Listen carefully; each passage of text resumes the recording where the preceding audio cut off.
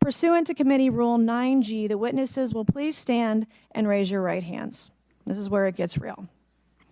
Do you solemnly swear to affirm that the testimony that you are about to give is the truth, the whole truth, and nothing but the truth, so help you God? Let the record show that the witnesses all answered in the affirmative. We appreciate all of you being here today and look forward to your testimony. Let me remind the witnesses that we have read your written statements and they will appear in full in the hearing record. Are you read into secret UAP crash retrieval programs? We would have to have a conversation in a closed session, ma'am. I signed documentation 3 years ago that restricts my ability to discuss specifically crash retrievals. I submitted for my book through the DOPSR process, which took a year for it to be reviewed. And what is in the book is what I was told I'm allowed to talk about. Has the government conducted secret UAP crash retrieval programs, yes or no? Yes. Okay, were they designed to identify and reverse engineer alien craft, yes or no? Yes. In your written testimony, you claim last year's UAP hearing before this Oversight Committee confirmed that UAP-related information is, well, it's not only being withheld, but that elements of the government are engaging in a disinformation campaign to include personal attacks designed to discredit UAP whistleblowers. Could you elaborate on that statement a little?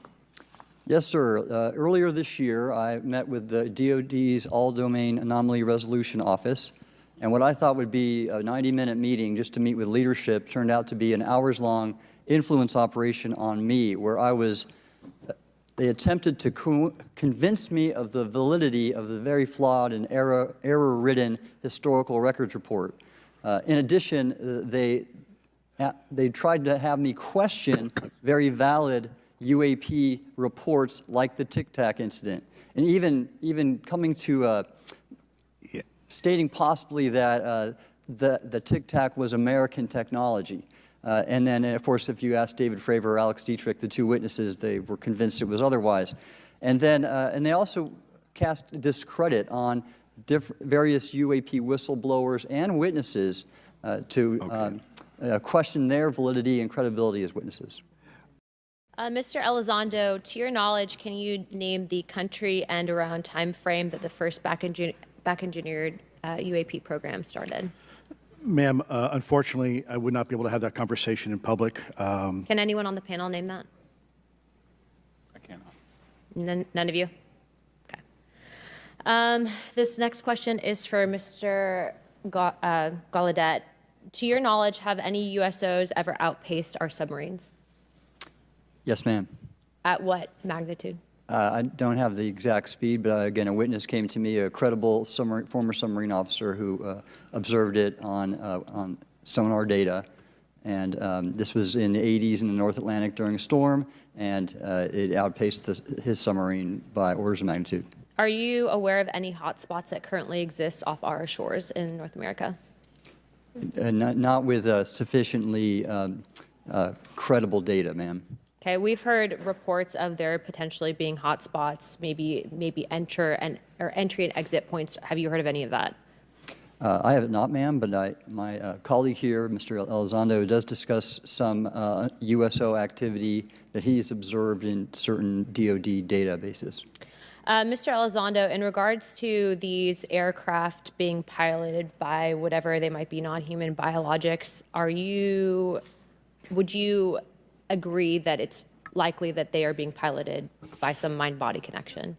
Ma'am, I think it is safe to presume here that they are being intelligently controlled because some cases seem to anticipate our maneuvers, and in other cases they seem to, I came across an email where the word stalked was used in a very secure email between Navy officers discussing their ships being pursued by a UAP. In our previous panel, we had Grush, and he had testified to say that some of these were interdimensional beings. Can you speak on that at all?